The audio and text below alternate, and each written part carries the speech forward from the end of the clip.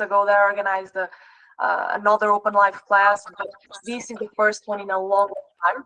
I'll ask you guys to turn off all your mics just so that you can hear me well.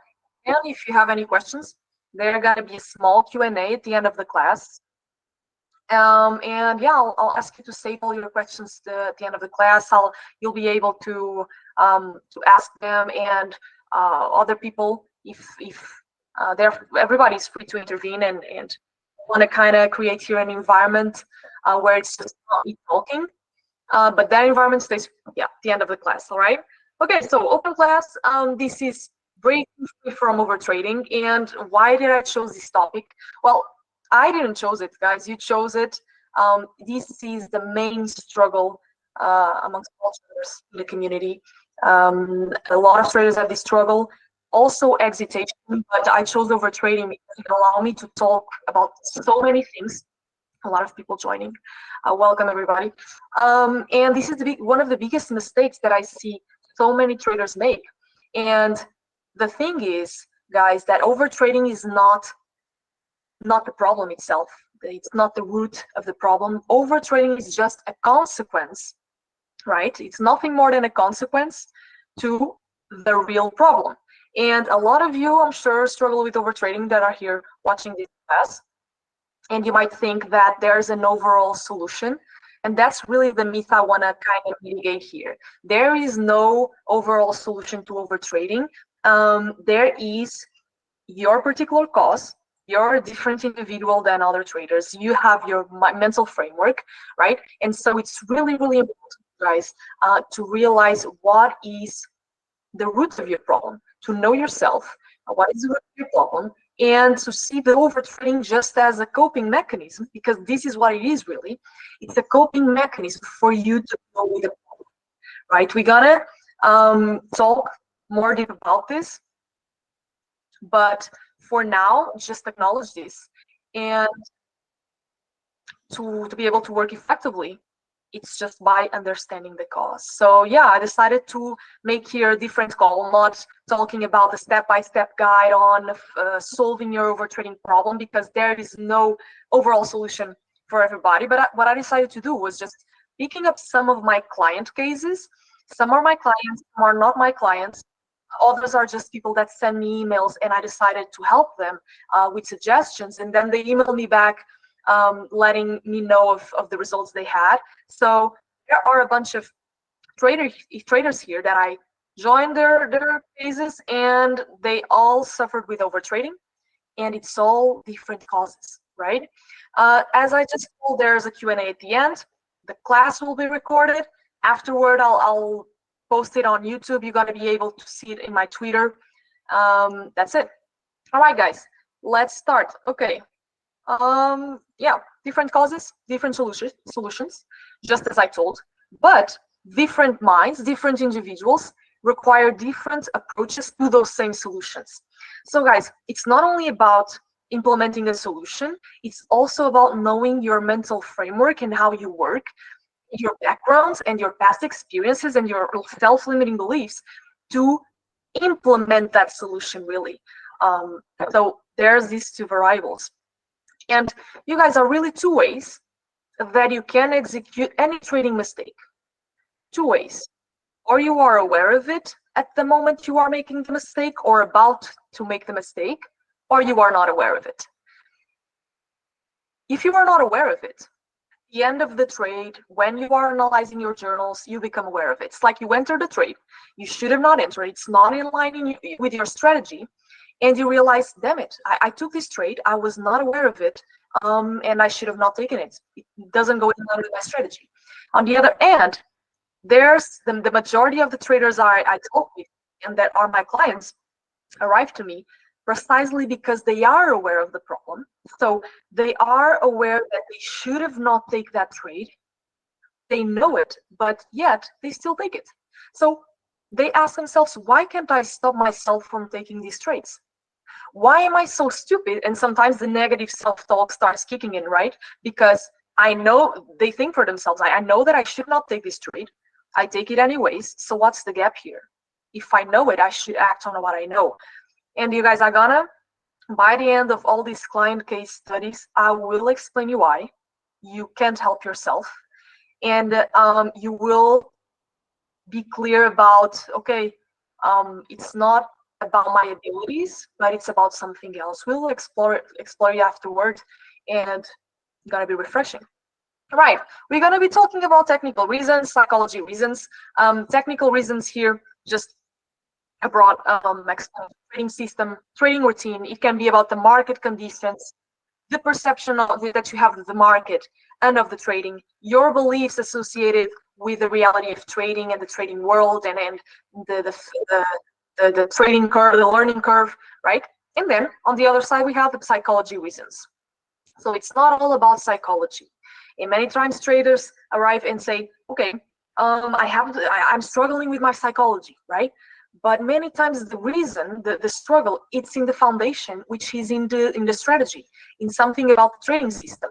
So before assuming that it's all about psychology, really make sure that you have an edge, right, a technical edge, and that you have all the environment that allows you to flourish and allows you to improve your performance, because there's no one without the other. They really work in parallel lines, technical edge and the mental edge, if this makes sense, right? And so psychology reasons all about past experiences, education, trauma, right? The big one, limiting beliefs and self-image. And this is the reason why I used to say that trading issues are not only solved at a trading level. So when I work with my clients one-on-one, I'm not only to look to know the client on a trading level as a trader, right? But as a personal level, because there's a whole person before this person started to trade, right? So there's a background, there's past experiences, there's self-limiting beliefs, there's childhood trauma many times, and I need to know these things because they manifest in trading and in other aspects of life, and it's strong and something that is crucial to know before starting to work with someone really on a performance level. Okay, the causes that we gonna be here talking about, I started to put the overall main causes that I see and that I experience with the people I work with and the people that reach me out that I don't work with. But these are the 12 ones that I figured it out are, the main ones. And of course, there are more causes than these. But I'm sure that just by outlining these ones, you guys are going to be able to review yourself in a lot of things. And sometimes it's not a individual cause, like they mixed up with other ones and it's all a mess. So we need to understand them all. Number one, no defined entry method. Number two, insecurity, fear of failure. 3, perfectionism. 4, wrong trading style. 5, boredom. 6, increased volatility. 7, anger, repression. 8, trauma. Here we go. 9, changing market conditions. 10, taking profits too early. And we got to see the correlation between overtrading and taking profits too earlier. 11, pressure to make money. And 12, past success, which creates overconfidence. Right? Okay. Okay, let's get started. This is a client that I've worked in the past months ago. His name is Daniel, and before we arrived at this cause, there was a lot of work to understand what was the reason. So although it seems easier to, know the defined entry method, it was difficult to arrive at this because Daniel was not aware, and we talked about everything. He told me a lot of things, but he wasn't really aware that it was about this strategy. So when a setup starts to form, Daniel has doubts about the setup and starts to search for confirmation to enter the market, right? The confirmation bias here working. His insecurities about his trade translate in his own insecurities. And in order to mask them and impose his conviction in the market, he takes the setup that many times he shouldn't. So no defined entry method. I want to clarify something here for you guys.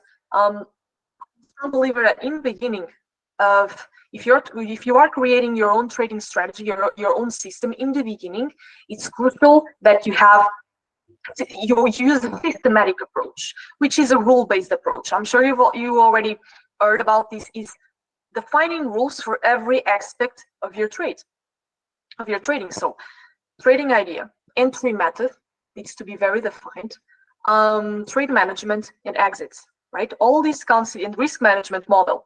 So all these constitutes your system, makes part of it. And when a trader, especially a beginner, is first starting using the strategy, their trading system, and there's no defined entry method, what this creates is ambiguity, right? And what does ambiguity do is creating confusion in your brain. And you're already confused by the trading experience, which is by itself difficult. There's a lot of information out there. When you finally get in your strategy, if there's confusion still in your entry method, this confusion will trigger the fear response. Because when there's confusion, there's uncertainty. And every time our brain processes uncertainty, it triggers the fear response, which is nothing more than the fight or flight mechanism response. And when we are under this fear, there are certain resources from our brain that we cannot access. So in this case, Daniel was taking trades that were outside, not in line with his strategy, totally outside, because he lacked this solid entry method, this definition. So first thing we had to do was define it. I want you to tell you guys that many times,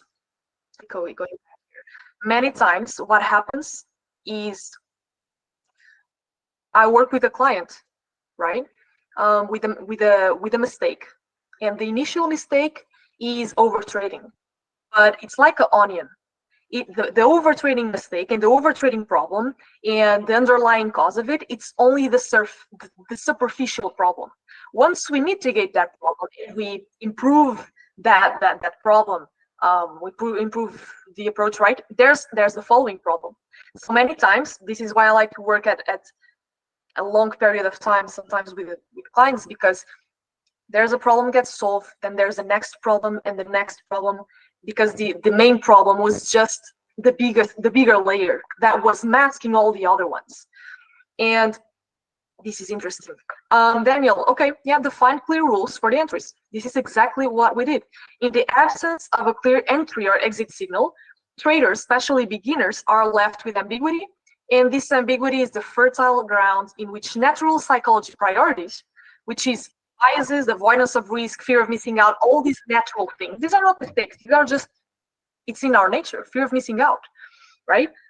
Fear of losing, fear of pain, right? So in grow and become, they become dominant. So we need to have a rule-based approach in the beginning. Now, there are traders that have a descriptionary approach, and you will be able, with experience, especially for the traders who are trading like their strategy for 1 to 2 years, which is beginning, even 3. As you become more experienced with your own strategy, there's a underlying and conscious intuitive learning that you start to create about your strategy. It's like you start to become one with your strategy. And what does this really mean is the rules that you set for your strategy start to become so ingrained in your nature that you don't need to be thinking about them. They become automatic. And this is actually when another type of learning, which is the intuitive one, starts to grow. And what means is that you're gonna make decisions not only based on those rules, but on your unconscious pattern recognition skills that you've been developing for so many years of experience with your strategy. And this is the reason why it's not possible to have one strategy where two different traders traded the same way with the same results, same performance. Because, and also because the reason why a mentor cannot pass, the mentor is able to pass the knowledge about his system, right? And teach the student, but the student needs experience, needs to have his own intuition for the strategy. This is so important. And yeah, case study 1 was this one. Let's go on with the 2. Case study 2, this was Ken. And the cause of his overtrading after a lot of sessions, we concluded it was insecurity, lack of self-esteem, need to prove his worth. And so just reading for you guys here, Ken's insecurity stems from his upbringing, and his background, right? And he has turned to trading as a means of proving his worth to himself and to his family. And this has led to a situation where self-esteem is tied to every trade he makes, making it difficult for him not to take things personally. When the market offers no opportunities, Ken feels like he's unable to prove his worth for that day, which is a threat. It's a threat for his sense of identity. And the absence of any trades only serves to reinforce his insecurities, triggering past pain, which feels very uncomfortable for him. He wants to run away from it. There was a mic on. He wants to run away from this uncomfortability, of course. You don't want to face it. It's not comfortable, right? And so as a result, he has developed a habit of overtrading as a means to escape to this bad pain, to this trauma, to escaping from the unworthiness, if this is a word even, to escape from this feeling of not being good enough, right? And this is a big one, because you might think that once again, overtrading is the problem. And when you start to realize that when you acknowledge that it's only a coping mechanism that you have to deal with certain emotions, everything shifts. Your perception shifts, right? And so there's a space between the stimuli and the response. What we wanted to do here was to work with this space. The more you increase the space, the more you are able to work on it, because that's everything you have, right? Between the trigger and the response, there's where you should work on, because if there's no space there, it's just impulsive behavior. So this was the first thing I wanted to do with Ken, and starting to realize that his urge for action, because he was at the time he was perceiving inaction as no progress. Because look, if taking trades means, or if taking wins means that he can prove his self-worth, then a loss means he cannot prove it. And then inaction becomes a threat to his own self-identity, because if he cannot prove himself, he's forced to face all this insecurity, and he doesn't want to do that. He wants to run away from it. So overtrading is here just really a way of him dealing with this. Now, when he starts to sense this urge for action, this is really the key. If he can be aware of this urge, he can interpret it as a sign. And when you see that urge as a sign, the awareness, right? Doors open for him. And once he's aware, he can proceed with the interruption. So a lot of the work with Ken, of course, I don't have here all the fine. We worked so much more than this, but this was the first phase. Detach his self-worth from his traits, right? From the results. And how we did this, we needed to change his perception, because at that moment he was perceiving inaction and losses as a threat, as I told you, but he had this urge for action. It was so big. And listen, the solution was really not working in his patience.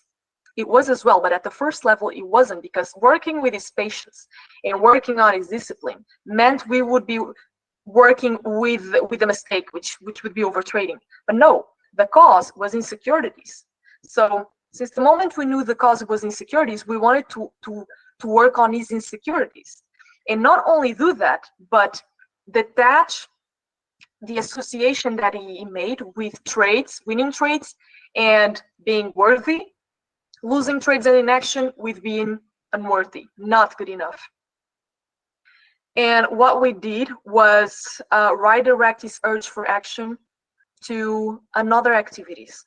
So every time he was able to being aware of this urge, the initial urge, he was like, okay, I know that something gonna happen. Normally, when I experience this range of emotions, this urge, I'm gonna do something wrong, which is taking a trade outside of my strategy. So I'm gonna stop here, and I encouraged Ken to start to pick up his journal and redirect his need for action to another activity, which was really, in his case, was writing down his emotions, writing down the thoughts about the market. So in essence, he was still active, right? He was still fulfilling that need for action, but in healthier ways. So this is how we started to change his perception, because from the moment he started to experience that it could be consistent and it could be profitable with only the rule we established for him, which was like 3 trades per day, right? 3 trades per day, not more. We analyzed these trades. We realized that the good amount of trades that the amount of opportunities that his strategy provided to him was around 2 and 3, and that in that way he could hold a good performance. At the time, he was taking like 10 trades. Most of them were not in line with his strategy. So from the moment we established 3 trades per day, right? And this is a day trader. So, and then in the moments he was not taking trades, using this journal, right, directing his action, we started to see something, which was he was able to improve his performance and have a good performance, consistent and small profitability. At the time, we were using less risk. He started to, something started to eat in his face, which was, okay, I can be a good trader with only 3 trades per day. And so his perception started to change. His perception of, I need to be active in order to have results and in order to prove myself, it started to change to, okay, maybe I don't need to be that active. Maybe it's okay to be less active, and I can still be the trader I want. And I can still prove my worth, if that's what it takes, right? In the second stage, it was when we started to introduce periods of inactivity, because if his perception was already starting to change, we wanted to put it at proof. And we wanted him to face the uncomfortability that was for him to do nothing in quiet periods of the market when the trades were not there. And the way to distinguish this, he would ask something very simple before each trade, which was, and I advise you guys to do the same, it really clears your mind, which was, if I take this trade, if I engage in this trade, if I take this entry, will I regret of my performance? If this trade turns into a loss, so worst case scenario here, right? If this trade turns into a loss, will I regret of it? And when you predict the worst case scenario, something interesting happens, which is you remove the expectations, you remove the hope, because sometimes we get into trades and we're like, oh, this is a perfect entry. This is the perfect trade. There is no way this is not gonna be a loss. And you might think it's not true, but on your subconscious mind, this is what you think many times. When you predict, because it's a feature of our brain, right? Prediction, constantly predicting what's gonna happen next. When you predict the worst case scenario, you remove all the expectations. And when you do this, your mind becomes very clear about the quality of that setup and the quality of that trade. And what does this bring you? It brings you peace. Peace of mind, which is, okay, if this trade turns into a loss, win or break even, I'm gonna accept any outcome. And then you are able to hold a good performance when you predict the worst case scenario, and when you are okay with it, then you are able to accept the loss. So yeah, by facing his uncomfortable emotions without resorting to his old coping mechanisms, then he was able to learn that it was perfectly safe to be inactive in the market. It was safe. So the key here was removing the threat element. Once you remove the threat, which is the threat to your emotional needs that you need to fulfill in the market, right? To your personality. Once you remove this, there is no way that you can become offended and that you can trigger these automatic coping mechanisms. This was the way we worked together. There's much more to say, but I think this is already a great learning for you guys. Right. And this is just saying, here we go. The more he practiced his behavior, the more he was able to change his perception of inaction, because he was able to see that everything was good. Everything was okay. He could be the trader he wanted to be, or be in that way, be in the way to become, in an active environment, after a loss. And when he won, he was reinforcing the good behavior, 3 trades per day, right? When he lost, we kind of created a learning environment that allowed him to associate a positive emotion with the old trigger. Case study 3. Perfectionism. This is very tied with Ken's case, but perfection is a big one. I'm sure that a lot of you that are watching this suffer with perfectionism, and this is with a reason. First thing I want to tell you about perfectionism is that nobody is born as a perfectionist. Nobody naturally is a perfectionist, and this is very tied with a limiting belief of not being good enough. If you believe that you're not good enough, you're gonna do everything to be good enough. And this comes from your past experiences, from the relationship with your parents, with the closest people that you had around you. But if you want to do everything perfect, it's because you want to keep up with something. With what you want to keep up with? You want to be accepted. You want to be accepted by your parents back then, and now you develop this perfectionism, which is again a coping mechanism to deal with the problem, right? And you're doing it in the markets. Again, you need to prove yourself. You need to be perfect. Victor grew up with the self-limiting belief that he was not good enough. This impacts now every aspect of his life. Relationships, social life, self-image, trading performance, no exception. When he's able to make a good trade, he often focuses on the negative side, looking for things to improve. There's nothing wrong with this, but his trading journal is filled with could have and should have. This is actually a big indication. When there's a trading journal that with full of hindsight bias, after you take the trade, all you can spot is the negative side. Should have taken more profits, could have made a better entry. And yeah, nothing seems to be good enough for him. If it was a win, he should have got more profits. Here we go. If it was a loss, there's always a way he should have avoided. Could have avoided the loss. Even if it was a trade that goes in line with his strategy, there was always something in his journal indicating the negative side of the trades. It was amazing. So if he has a loss, yeah, there's always he should have avoided. Yeah. As a result, beyond not accepting anything less than perfect, he finds himself overtrading when there's no opportunities. He needs to be active in the market to be good enough. So now you guys are realizing the connection here of trying to fulfill your emotional needs in the market, right?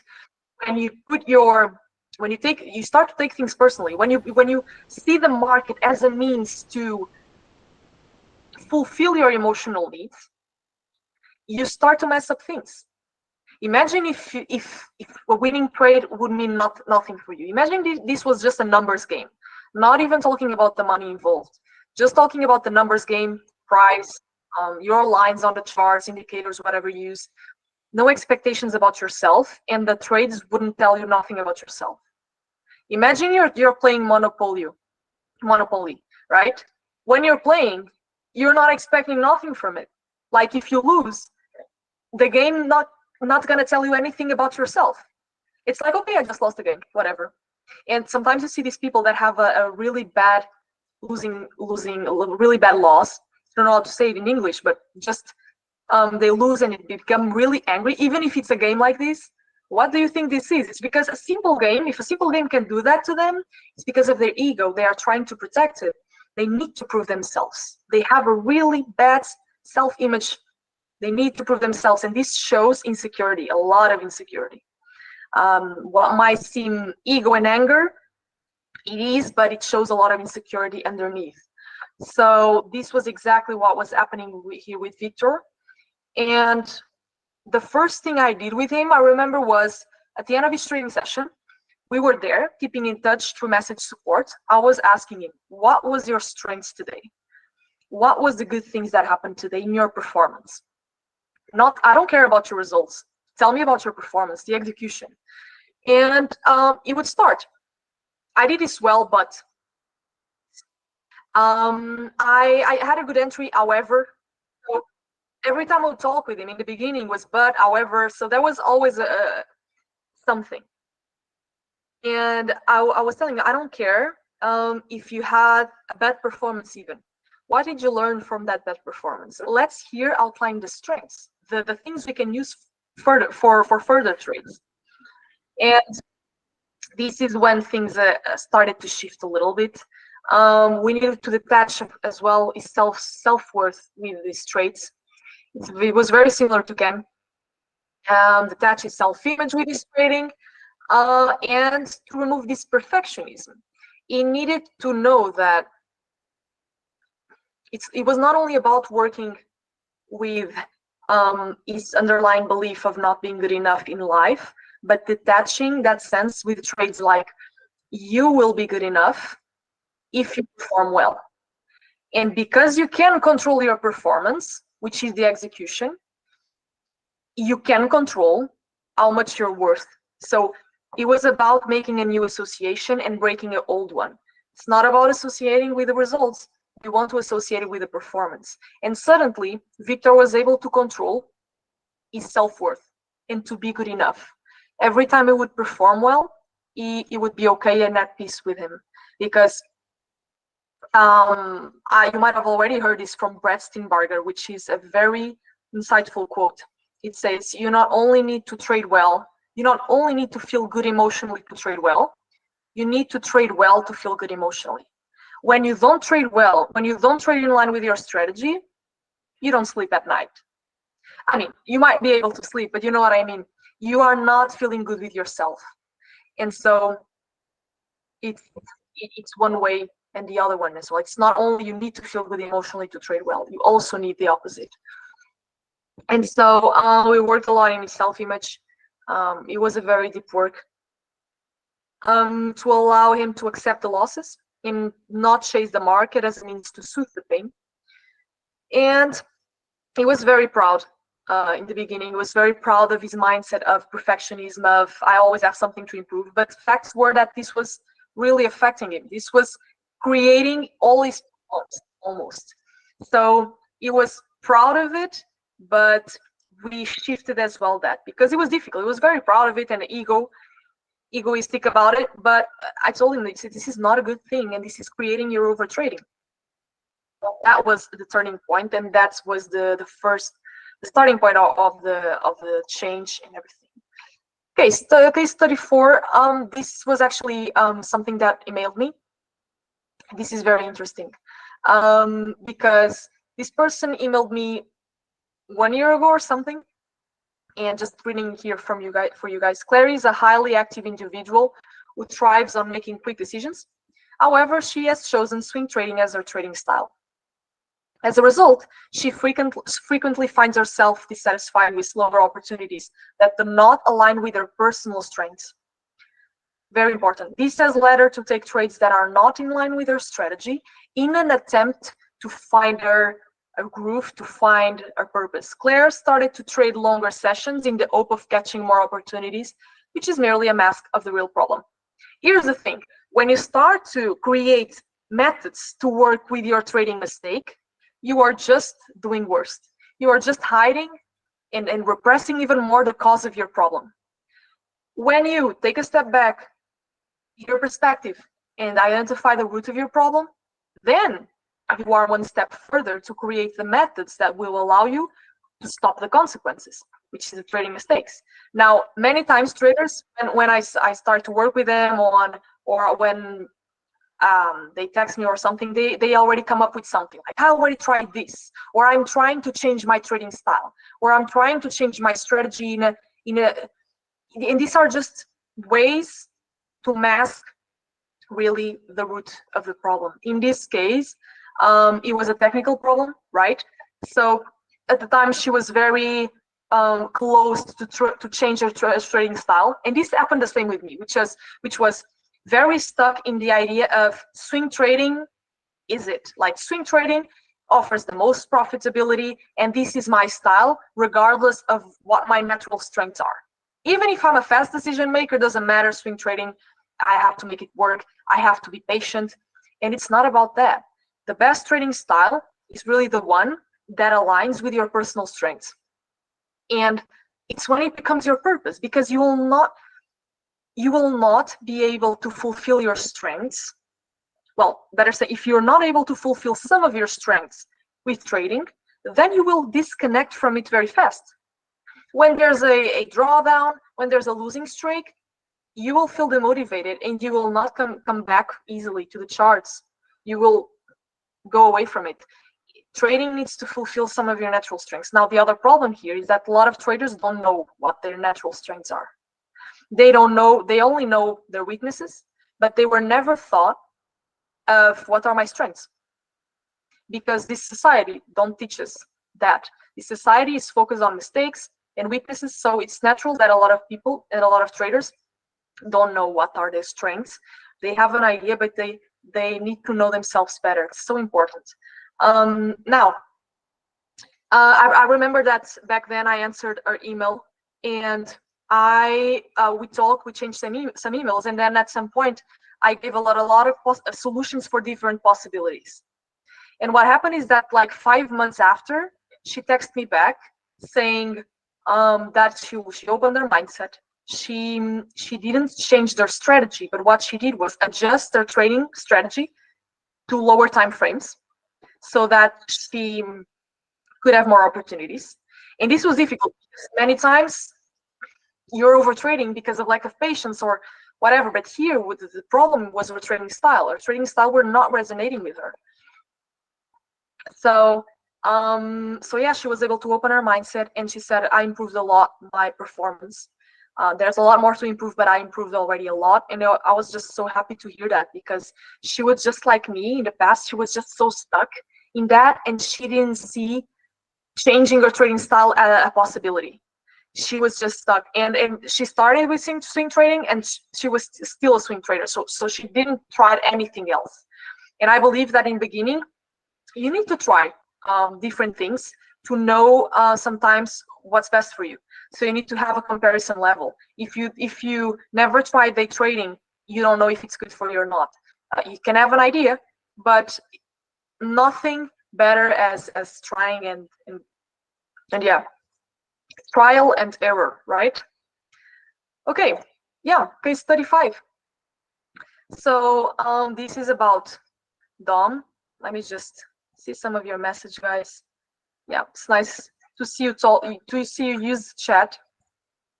And if you have any doubts about something particular that we're talking here, make a notation, write it somewhere down so you don't forget, so we can keep it for the end of the class. Okay, Dom, boredom. So Dom lives for trading. His life is pretty much waking up and spending almost the whole day in front of the charts.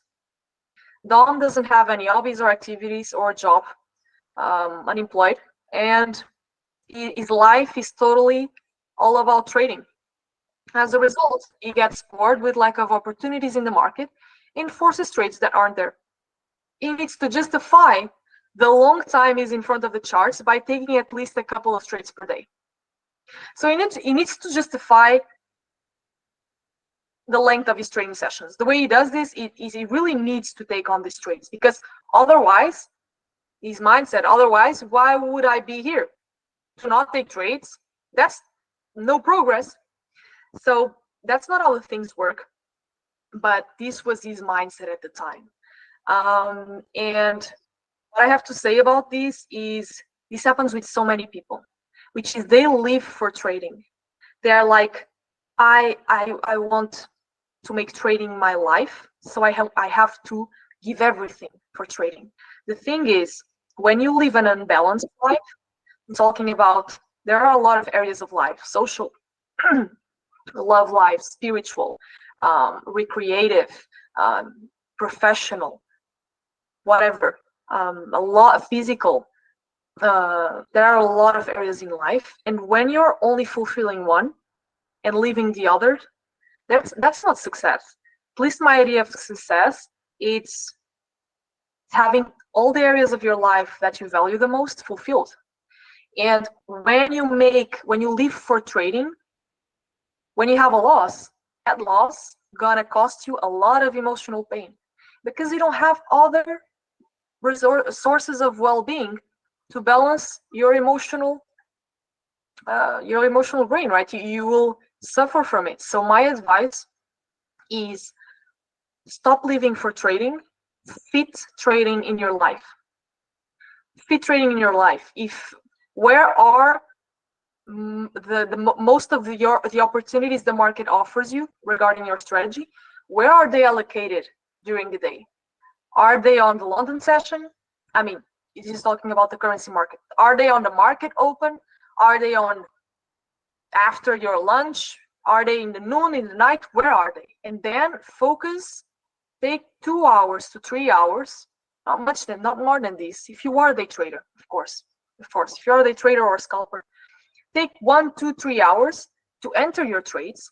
And by the end of that time, close your charts and get the fuck out, right? Go do your life, go live your life, go meet with your family, with your friends, go to the gym, work on your self-improvement, backtest also like off charts activities related with trading, because all this balance gonna give you the resources you need to have the good performance. And many times we neglect this part of our trading, which is we are so focused with the trades. I need to take the trades, I need to be in the game, that we forget the other part, which is being able to focus, be in the zone. Meditation is so important. There's a bunch of types of meditation. You don't need to be reluctant about it. Just find your own type and start doing it. It's the best complement you can find for trading, because it will allow you to get in the zone faster. This is a fact. Nobody can say otherwise. It will allow you to get in the zone faster, and it's only when you are with your full focus on that you can give your full potential. If you are not using your focus, you will make mistakes. You will make all types of trading mistakes. So this is a prerequisite. It's a necessary one for your trading sessions. So yeah, regarding Dom action plan, he was failing to recognize the importance of a balanced life. And discipline is not enough to solve overtrading. Saying that I need more discipline to not take these trades, it's just throwing sand in your eyes. This is trying to work with a mistake once again. No, the mistake was in his mindset, and it was in his life routine even. Dom needs positive alternate activities that move his trading forward, even when he's not trading. So I posted something the other day. Your trading system needs to outline the conditions in which you enter the market, but also the conditions in which you sit in your hands and don't enter the market. Emotional conditions, maximum daily drawdown. So you need to be very aware of the moments you need to be in the market, but also how to manage yourself to stop trading, when you should stop trading. This is so important. In this case, we set it off trading activities for him, and in trading as well. So off trading, physical exercise, social interaction, meditation. In trading, analyze trades, research ideas, prepare trades. These are activities this is the groundwork, right, behind the scenes. This is not active trading, but this is what really gonna move your trading forward. Because trading is not only about practicing. Just like being an athlete, it's not only being a runner, it's not only about running. You need feedback from your coaches, or manage some kind of way that you can extract feedback on. You need analyze that feedback. In this case, analyze your trades. You need to improve your pattern recognition skills. You need to prepare your runs. You need to prepare your trades, right? So performance skills are practice is just one element. If you only practice, your progress gonna look like a flat line. Now, if you practice and you do the groundwork, it's gonna look like a parabolic line. Hopefully, it's not so as clean as this, but you know what I meant. There is no time for boredom. Every hour is moving you forward towards your goal, directly or indirectly, when you live a balanced life, of course. All right, guys. Yeah. Case 36. This was Arthur, and the trigger was increased volatility. So every time there was a big news event coming into the market, so increased volatility, right? An injection of volatility in the market, it really became overwhelmed and confused. And this confusion made for his insecurities, contributed for his insecurities. So he was a skilled trader, but whenever the market became more volatile, he experienced a rush of intense emotions and adrenaline. This triggers a fear response, once again. So the volatility was a threat. Once again, what we just spoke. That makes it difficult for him to remain rational and focused on his trading plan. In an attempt to handle his insecurities, which is running away from them, which is coming back to the normal baseline state in fear of missing out on potential profits, Arthur started to take irrational trades, like multiple trades, no sense trades, just to try to catch some part of the move, because he wanted to be in that volatility. He wanted to take advantage of it, and there was big opportunities there. But he became so insecure that his way of coping with that was just taking trades, oversizing. It was a mess. And so he knows that he has the potential to make significant gains in volatile conditions, but he just doesn't know how. He didn't know how. He was a very anxious person, not only in trading, but in his personal life, right? Because we cannot separate our brain in half. Many times what we experience in trading is what we are already experiencing a lifetime in our life. So yeah, he needed really to practice his emotional regulation. And when I talk about emotional regulation, I'm talking about body regulation.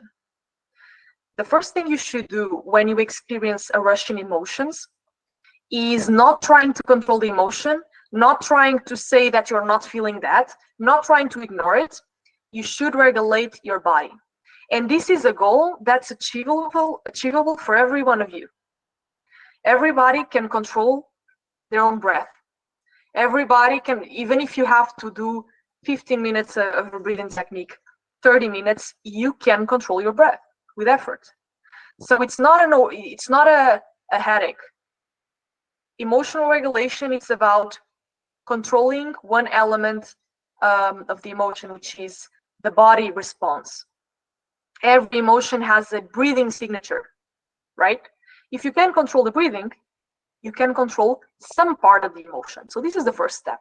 You control the breathing, then you can control your heartbeat, and you can control the relaxation of your body. Only by controlling your breath. Just like the same as if you want to trigger the stress response in your body or the fear response, if you start to breathe very fast and behave like, bodily speaking, behave like you are very stressed, you will trigger that response. You will start to feel stressed because the brain cannot distinguish between reality and what you're trying to do with your body. So it's the way it works, right? So this all to say that, yeah, Arthur, the answer was not avoiding. This is important because we didn't want to avoid the trigger, which was the volatile conditions. We wanted to put Arthur in a condition that he was able to handle this volatility because there were actually opportunities to be taken there. He didn't want to miss them. He was just not prepared because once he became anxiety, fear response was activated. It was a mess. It was just overtrading and oversized in everything. And so Arthur wants to be able to take those opportunities clearly. For these, we established a new rule of taking only one trade with half of his normal risk when big news hit. So whenever there was a big volatile period, he already knew because we have the news calendar for that, right? He knew he would prepare himself not only with breathing technique, but he knew that he only had one opportunity, not one opportunity, but he only could use one trade with half of his normal risk. And this kind of reduced his fear of missing out because in opposition of trying to catch everything, he only needed one trade. And that trade didn't need to be the whole move, but just a trade where the objective was that he was able to take it without anxiety and in a calm state. This was the plan. Of course, on the behind the scenes, he started to work as well on a personal level. Every time he felt anxious in his life, with the self-awareness that we've also worked in the past, he would execute a breathing technique, and the goal was, once again, regulate his body response, regulate the breathing. And so we were creating here a new association, which was his triggers that would trigger a bad response with a new response, which was regulating his body. And this response would lead him into calm and a new good emotion. So once this became so natural to him and automatic, we started to see change in his trading as well, right? And this was part of the work with him, right? Okay. Case study 7, Mary, anger repression. This, once again, talking about trauma, past experiences, so important. And yeah, growing up in a repressing environment, listen to this. Growing up in a repressive environment, Mary learned to suppress her anger in order to be accepted by her parents. Yeah, I'll talk more about this. There's so much to talk about it, but however, when a trading idea does not work, her anger resurfaces and she wants to impose her opinion on the market. She had all types of negative self-talk that amplify her anger even more. This is triggered by her past response with her parents, where she saw authority figures as threats. Although Mary has developed coping mechanisms to repress her feelings, in this case the anger, she often finds herself revenge trading when they build up too much. And her threshold was very, very short. She would get triggered, she would accumulate the emotion. So her coping mechanisms were already failing because she was not able to repress the emotion for too long. It was like she could repress in the beginning of the trading session. She could make 1-2 good trades, but she would mess up real fast. She didn't even need the span of a week. It was just in the trading day itself.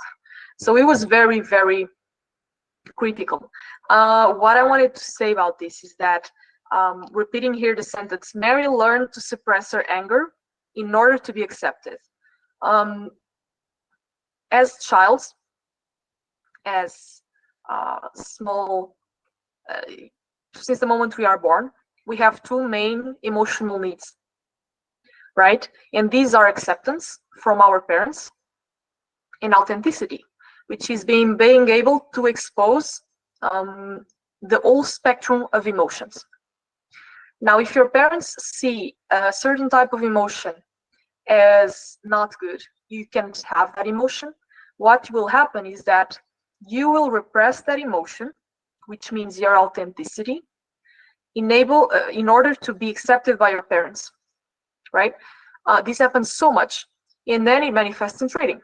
And of course, we don't consider it. Nobody's considering this. And this creates all types of traumas, because if these two are your emotional needs, if you can have both, you will always choose the acceptance, because you really need the attachment. In the beginning, you need the attachment. And then that's from where your attachment style gets created, which is another conversation. But this was a way to cope with anger, because at some time, in some point, she showed anger to her parents, showed angry responses, which is totally natural. Angry, it's not a bad emotion. We are the ones who judge the emotion as bad as good. All emotions are totally fine. And when she expressed this anger, her parents probably told her, it's not okay. You cannot feel that. You cannot react like that. And it's so easy for all the parents to do this, because it's just the way things work, we think. It's the way our society works at this point.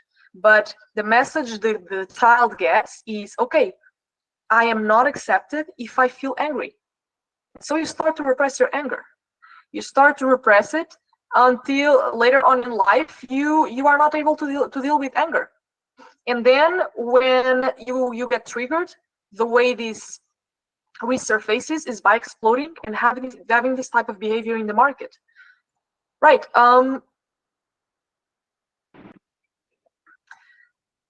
So Mary needed to create new coping mechanisms for sure, and unlearn the old ones of suppressing her anger and learn it to express it in healthier ways. The root of the problem lies in the association she made long ago. To break this association, she needed to change her perception of being controlled and learn to recognize and accept her anger. Acceptance is so important. And so when a training idea doesn't work, I instead advised Mary to practice compassion towards herself. So there's two types of self-talk, which is, why did I make this trade? Why did I enter this trade? How stupid are you? And you're asking why, but it's in an accusation tone. It's affirmation. You're not compassionately asking why you took this trade. You're accusing yourself. And so the first thing was identifying the negative talk. The second thing was reading pieces of logic behind her mistake. We'll get there in a while. And 3, reconstructing a new, healthier self-talk. Many times what happens is that you have a negative self-talk or you have an emotion, and you force yourself into behaving in the way you think you should behave. So if you are not being patient, you tell yourself, you need to be patient. You know you need to be patient, but this doesn't work. Why? Because you didn't accept you're impatient. You didn't fully accept it, and you're just trying to go against it. By the end of the training session, you're going to feel exhausted because you were all the training session offering friction and resistance to what you really want to feel. You need to be in peace with any emotion you feel. Otherwise, you'll not be able to change that emotion. So the first thing was identifying the negative self-talk, but accepting it. Writing it down is a great way of accepting things. It allows you to analyze your mind from an observer's perspective. It allows you to navigate your thoughts and emotions, and you are materializing them really because you're writing them. And they're crossing your mind and you're trying to catch a thought. But this is only done when you really mindfully look at your mind and say, I'm not these thoughts nor these emotions. I'm the person who's observing them, and this is not me. And you kind of take the ego out of, you stop taking things personally because these are just emotions. It's totally fine to feel sad. It's not because you feel sad that you're a sad person. It's not because you feel angry that you're an angry person. So there is no need to take things personally, but this is something that is not born with us. We need to practice awareness. It's just like any other skill. We need to practice it, right? And so the second step was reading some pieces of logic behind a mistake. And what I mean with this was, in order to rebalance the emotions in our brain, we need sometimes to feed our brain with extra pieces of logic that play on the side that make for the emotion we want to create. So for example, here we introduced a chart of a good trade that she made. Very good trade. Every time she felt this negative self-talk, she would look at that trade, and it was like a contrast. Okay, I'm stupid, she would say, but I was able to make this trade. Am I that stupid? Or what's happening here? And then she would ask herself, okay, why did I take this trade?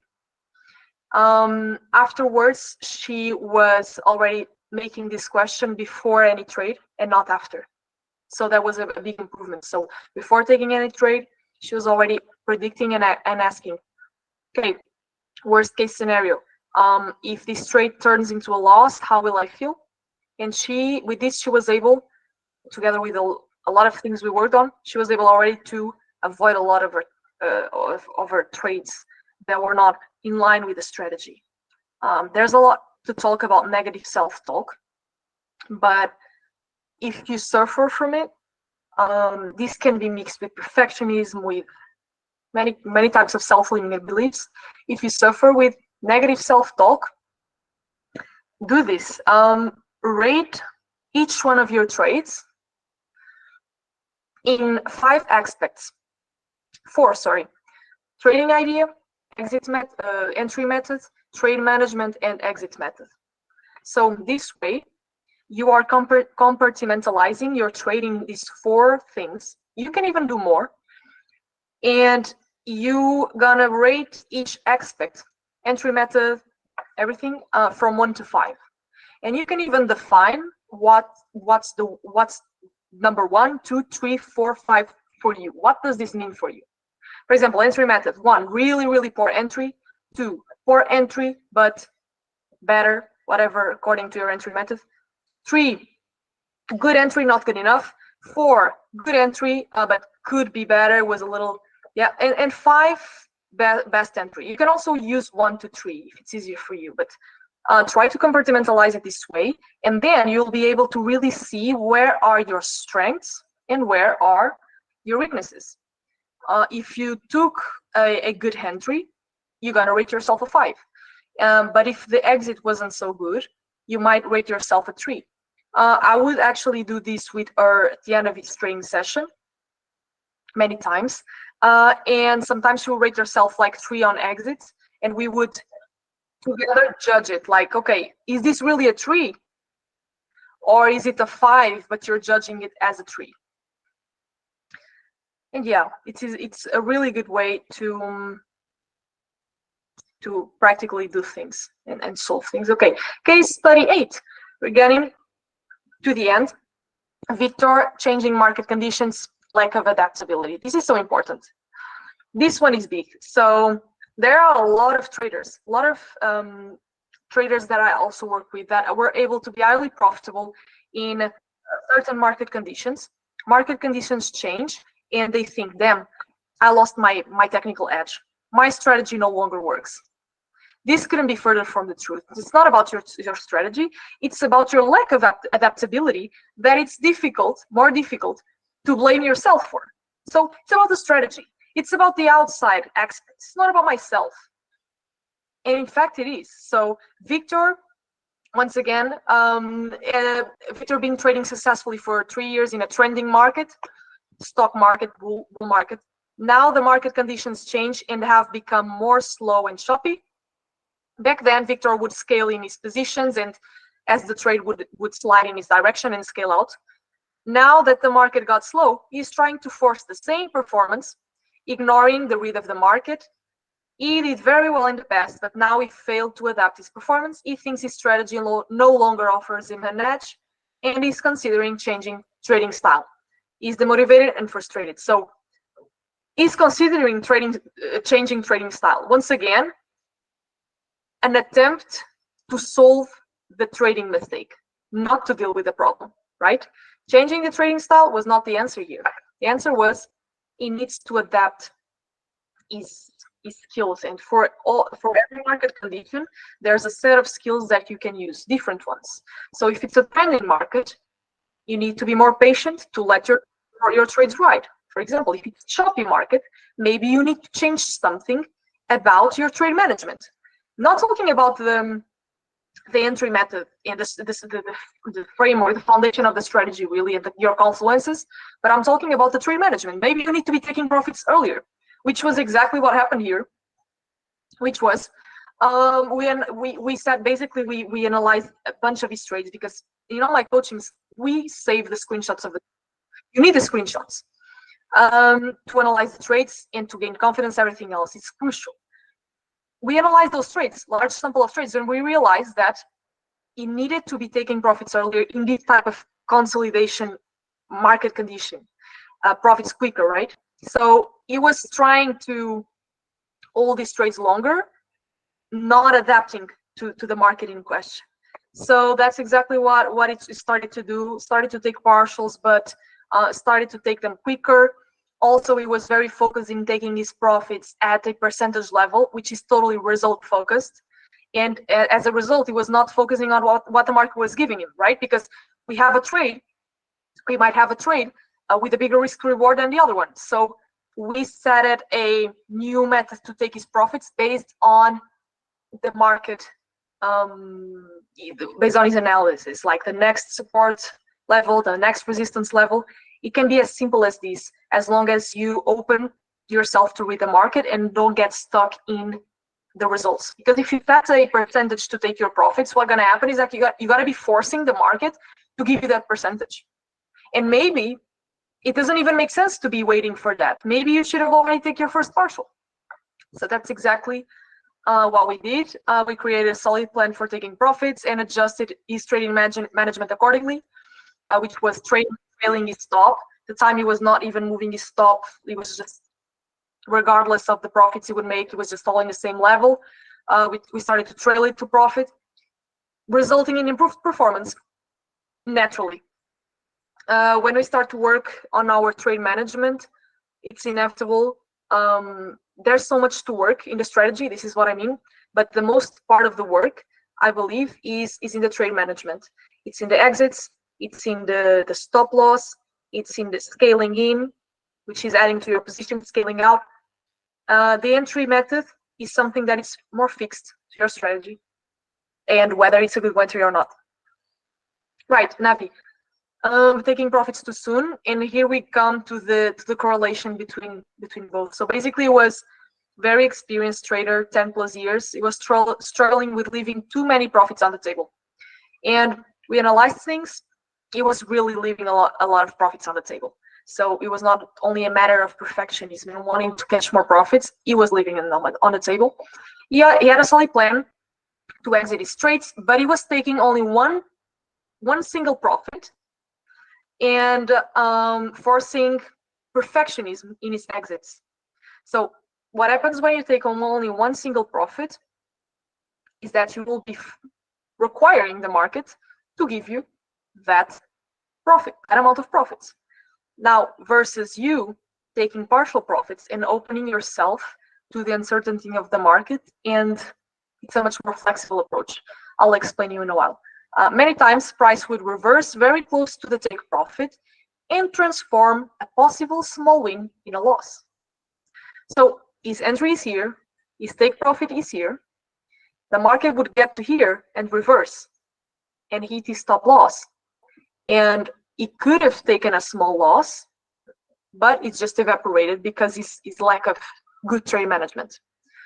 On the other times, price would, if he take profit, he would take the total amount position out, and the price would just give him another extended move that he would miss, right? Because he was only taking the profits. As a result, Navi started to oversize his trades, forcing bigger winners in taking profits early to assure those fear of missing out. His lack of confidence was growing and he didn't know what to do. So this was the coping mechanism to deal with the mistake. So it's just adding more mistakes to the problem. And at the time, his winners didn't offset his losses. He was having big losses as a result. Until we flexibilize, if this is a word even, his trade management approach. We implemented partial profits to increase his chances of catching bigger profits, right? With a single take profit, Navi didn't have much room to control his trade management, but with a more flexible approach, working on the stop loss level, changing it, of course, always analyzing what is possible to do for his strategy, and you should do the same. We turned things more flexible, and he was then able to remove as well some kind of perfectionism out of the market, which is the first partial was just a means to an end, which means the first partial, even if you would take him early, what mattered in the beginning was him to take partials. That was the goal in steps. This was the first goal, and the first partial served him, allowed him allowed him to run his trade longer. So this is many times the job of the first partial. There's no shame in it. You don't need to be taking your partials in the perfect top or bottom. That's not our job as traders. So when you let go of this perfectionism and start to take partial profits, which is the single approach I believe can take you further in regards to trade management, you improve your potential for bigger returns in the long term. In the long term, every trading change and decision that you take in your strategy should benefit you in the long term. So you need a big sample of trades to make these changes. We also implemented a sound risk model including rules to trailing stops, just like I said. Okay, case study 10, I didn't work with this trader.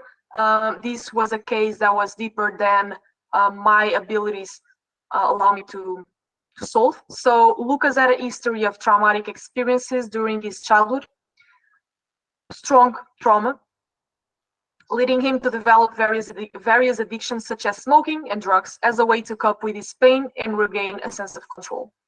However, even with a rule-based trading plan in place, he found himself overtrading. We discovered that overtrading had become more than just a trading issue, it had become an addiction. So there's a tight connection between trauma and addiction. And addiction can be really any type of behavior. It can be substance abuse, it can be a behavior, it can be an habit. Some habits turn into addictions. And I would even go further and say that habits, really ingrained habits, are just nothing more than addictions. And people just need to widen their range of what addiction is, because when you think about yourself and when you think in what you do in your daily life, possibilities are that you're going to find that you are addicted to something. Because nowadays there's a lot of trauma in our society, and there's really a tight connection between trauma and addiction, and nobody's talking about it in the medical field. Nobody tells you that. They just give you medication, right? So that's another conversation. But he was suffering with overtrading, and it had become an addiction for him, a way of soothe his pain, a way of escaping his reality. And solution, I just told him, you have to search for help. You have to search therapy and real deep professional help, because at this point I cannot help you. It had become something very, very big. It was very strong. Okay. All right. So case study 11. Thank you guys for still being here. It's a very long class, but if you're gonna be able to see this, to rewatch some parts that you might want to rewatch. There's a lot of information, and it's just me talking. I believe that might be very tiring, but yeah, this is valuable, I think, for you. Okay, Jonathan, pressure to make money, wrong goals. Okay, Jonathan was a beginner. He grew up in a challenging environment with financial instability, which led him to develop a strong desire to change their situation and that of his parents. He wanted to save his parents' situation, as many traders want. Trading became his avenue to achieve this goal. However, the pressure to perform and succeed led to overtrading. The desire to force his goals became a distraction from the execution of his plan, leading to impulsive decisions and big losses. So what this became was Jonathan was just seeing trade as a means to achieve an end, which was fulfilling his emotional needs of improving the situation of his parents, proving his worth to himself, and proving that he could make money, because he really wanted, he was eager to make money, but the pressure was there. And unless you trade without pressure, financial pressure, you're not going to be able to see results, or to give your full potential, at least, to trading. So, and the first things first, we needed to set realistic goals for him and to change his mindset about what trading is. Yes, there is a recording. I know some people are asking. So Jonathan needed to develop a realistic plan and set achievable goals, focus on the process, not on money. What I see many traders doing is setting result-based goals, being percentage, being a monetary goal for monthly monetary goal. Let's say many traders do this for prop firm challenges, which is, okay, I need to hit 8% or 10% at the end of the month, at the end of the 30 days. Okay, what is this per day? What does this mean per day? How many profits do I need to do in each trade? Something like this. And this is all result focused, right? And trading challenges is another environment, but working with people, I work more with people that have owned accounts, And this type of pressure needs to disappear. First thing is to work to disappear, to make go away the pressure of money. So if you don't have a job, if you are unemployed, go get a job until you find consistency and profitability, and until you can feed yourself for 6 months, survive for 6 months without a job.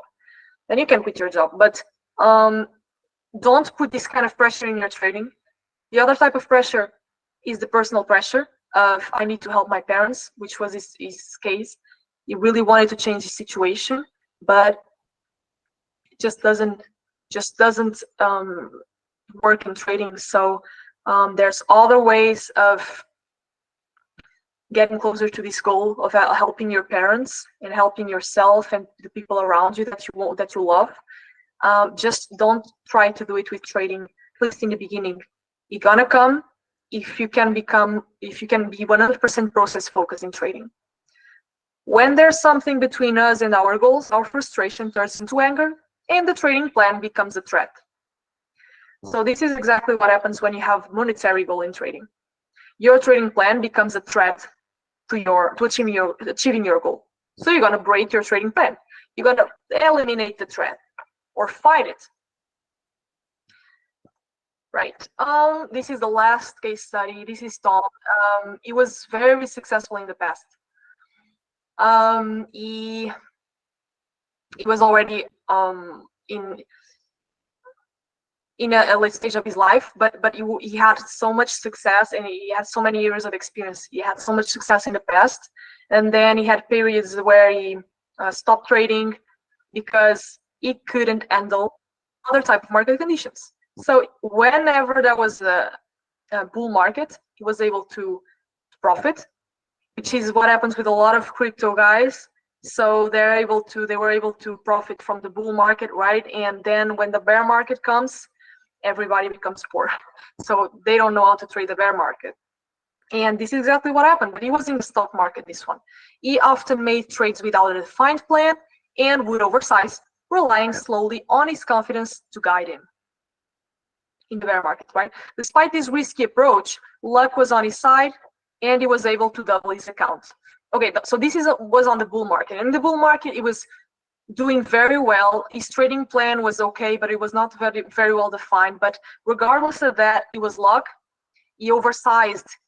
It was even more luck, so he doubled his account, basically. However, when the market turned bearish, his trading abilities seemed to evaporate overnight, leading him to overtrade, hoping to force the market to behave in a bullish manner.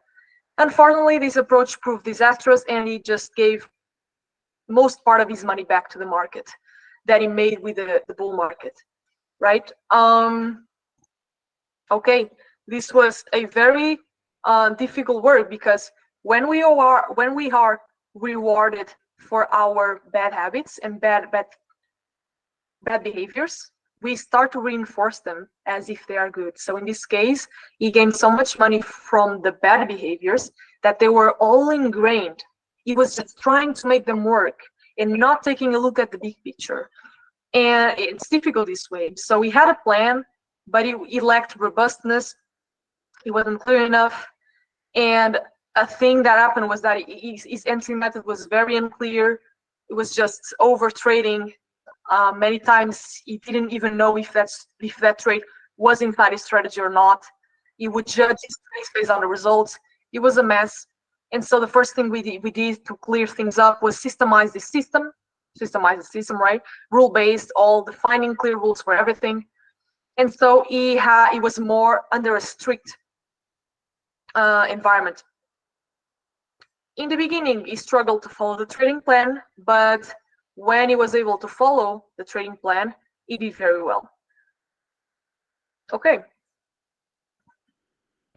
This was the last one, case study.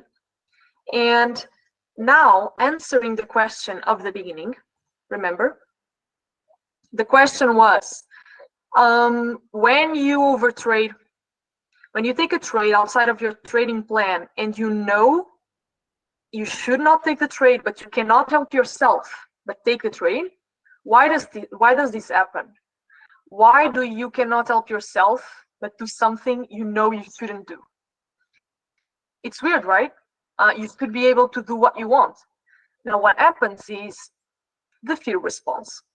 And so when the fear response gets activated, which is the fight or flight mechanism response that we've talked about, what happens is that you start to feel emotionally overwhelmed. Your heartbeat starts to increase, your skin, your breathing becomes shallow. So this changes, and you're able to realize this. What you're not able to realize that easily is that there's a redistribution of blood inside your brain. And this distribution of blood happens from the prefrontal cortex areas to the motor cortex areas, so frontal lobe.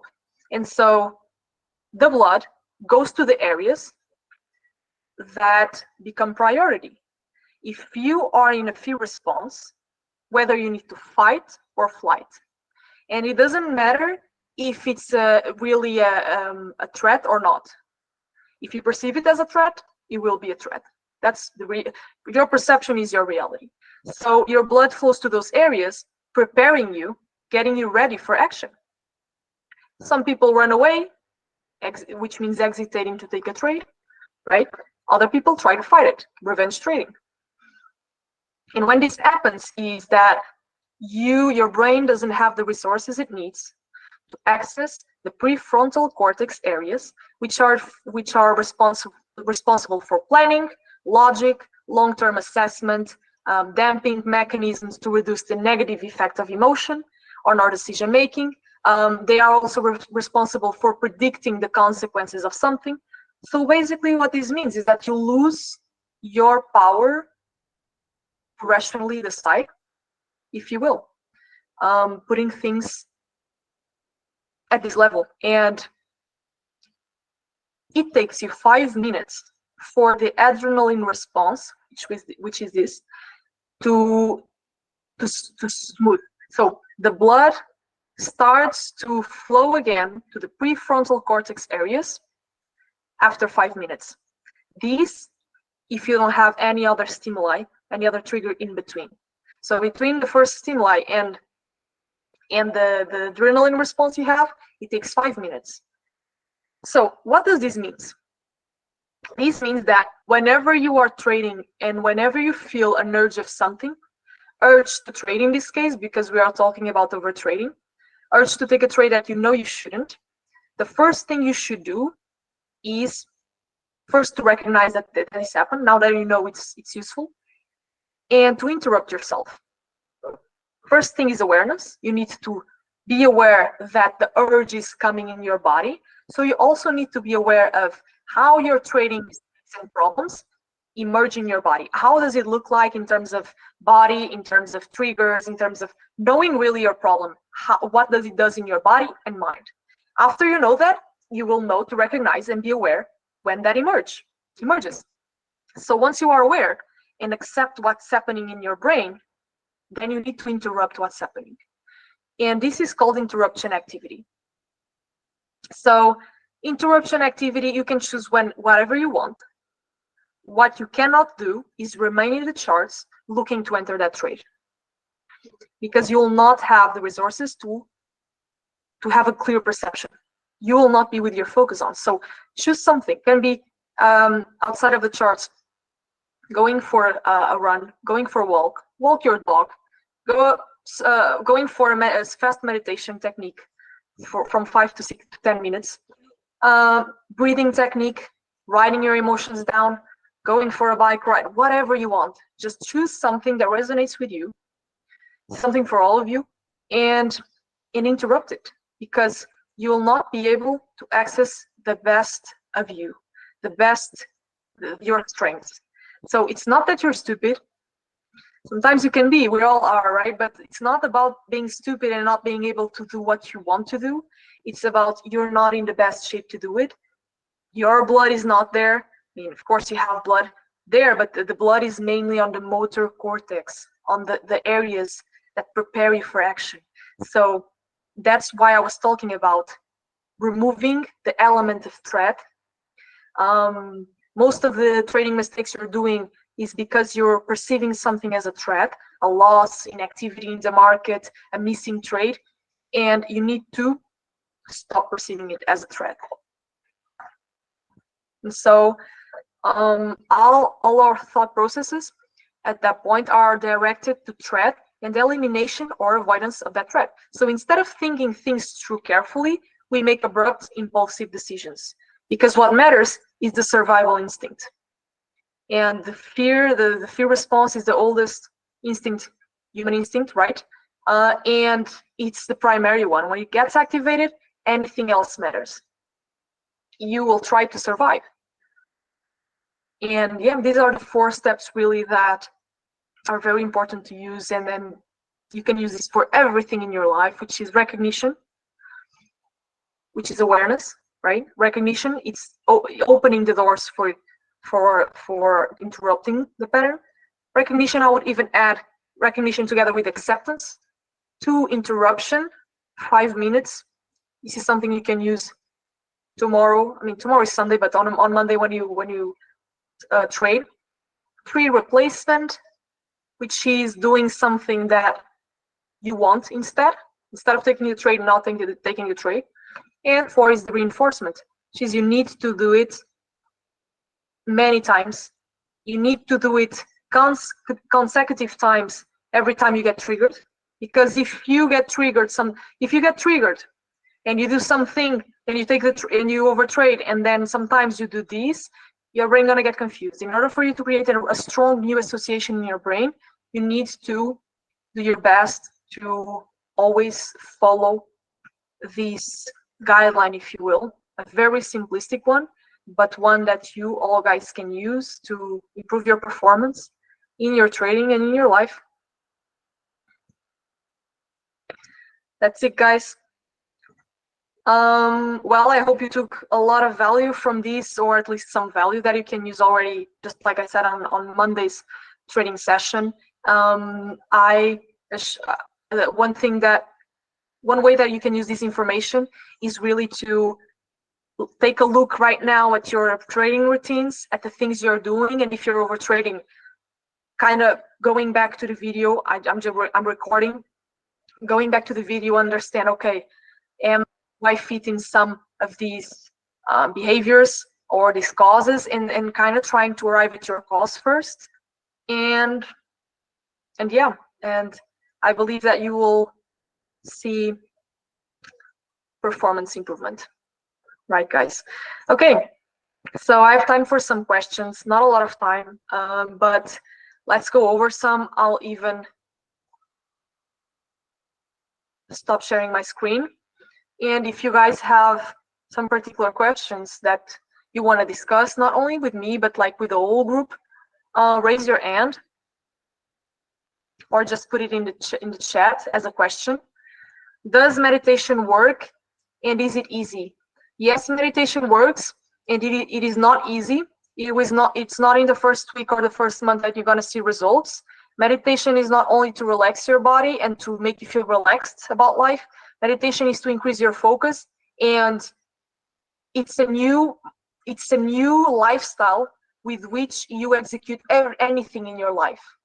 So instead of being in trading, instead of being engaged in trading, in your trading session, and thinking about yesterday's losses or tomorrow things that you have to do, no, when you're mindful, you are immersed. You are only thinking on the present moment. That's what meditation does for you, and that's something that is useful in everything in life, not only in trading. So yes, it definitely works.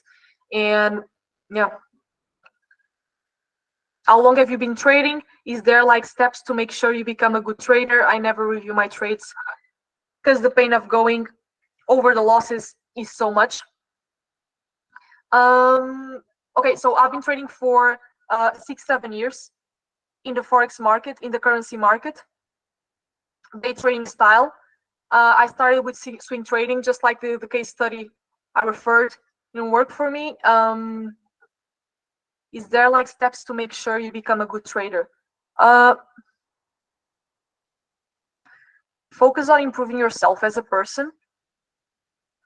This is, I know, and it's very broad, But if there's something I must tell you now, like in the get-go, it would be focus on your self-improvement, focus on the process, remove all the pressure out of your trading, lower your expectations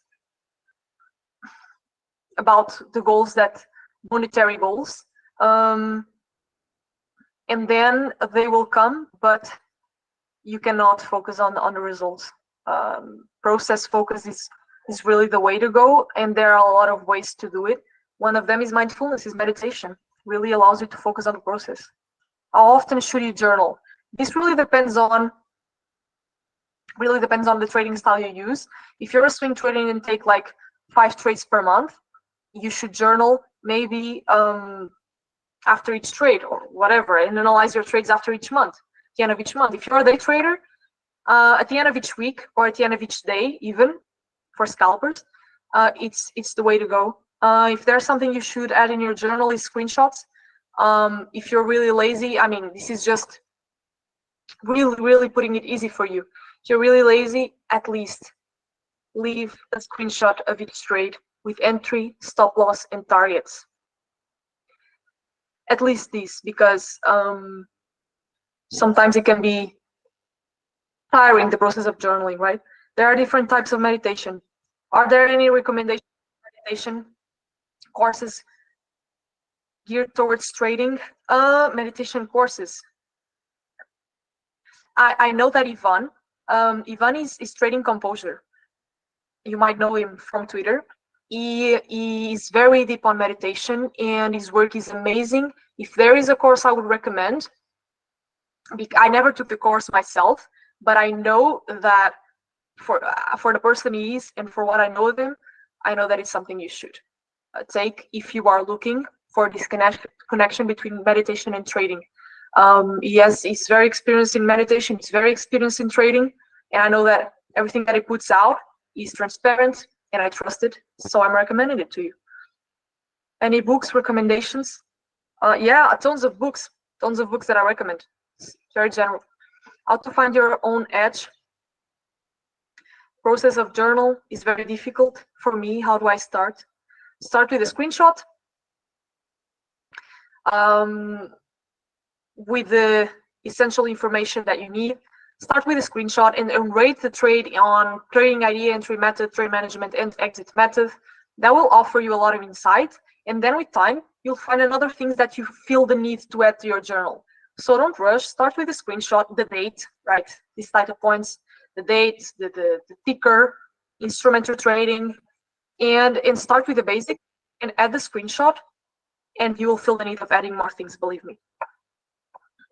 But don't overcomplicate. How to find your own edge? Trial and error. You have helped a great deal. Sorry to your tweets. Thank you. Appreciate you guys. What are the similar patterns in successful traders? There's a lot to tell. A lot of traders say that patience and discipline is a key. I think they are only consequences of persistence, not forced persistence, but calm persistence, mindfulness persistence.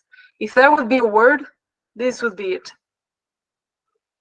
Yeah, I'll share the presentation with you guys as well for the ones who want to go over the slides. That's exactly why as well I added a lot of text in the slides for you to go over it and be able to catch up. How do I know my weaknesses and strengths? Very easy exercise. Think, for the strengths at least, think about past setbacks, past challenges of your life that you've overcame. So there's always something, right? If you enter in an introspective mode, if you think, okay, what are the challenges that I already faced in my life, and I was able to be happy with the way I behaved, and I was able to overcome them. Okay, you defined your challenges. So now, what were the strengths you used to overcome these challenges? Because you were able to overcome those challenges, but other people maybe they weren't. So you did something. And that something is related with your personal strengths. And there's always something. Was it the persistence? Was it your ability to communicate? Was your decision making? Was your ability to rule a team? Your leadership? What was it? And this is the way you have to know your strengths. And asking as well to other people, because sometimes we are so ingrained in our own perspective and we lack self-esteem. If you ask to close people, only close people that you trust, what are your main strengths, you'll be impressed about what they will say. Things that you never considered, you will start to. All right, guys. There's a lot of questions. I'm from Portugal. How long it takes to work on most of the psychology skills issues? That's a very broad question, because it depends of your level of persistence, depends of many other things.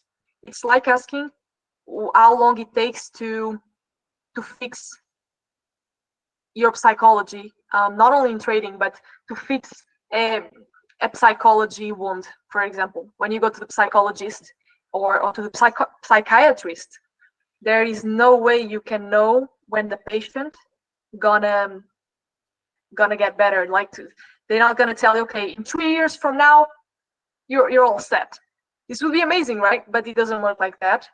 And I would recommend you to not focus on this, rather focus on process-focused goals. Just also in trading, sometimes traders are like, okay, my goals for next week are stop overtrading. Instead of going from 0 to 100, go from 0 to 1. Next week, go from 1 to 2, 3, 4. Maybe at the end of the month, you are at the level 100. So instead of seeking to not overtrade, seek to only take good trades. For example, not focusing on the trade management or on the exits, but only good trading ideas. And then you start to work on the next one, It starts to pile up until you really improve your performance, right? Significantly. All right, guys, do you think, I do think Ronaldo is better than Messi, because I'm from Portugal and I own the stars of Portugal, and this it's funny, I see a lot of emojis now. No, but I understand zero about football, but I'm really proud about Ronaldo. And he came from a very poor upbringing. It's really nice to see people like this succeed. All right, guys. It was really a pleasure to have you all here, and really thankful for you being here on a Saturday, listening to me for 2 hours. I hope you enjoyed, at least took some value out of it. And I really wish you the best weekend that you can reset to then start again the next trading week. All right, guys. Have a nice one.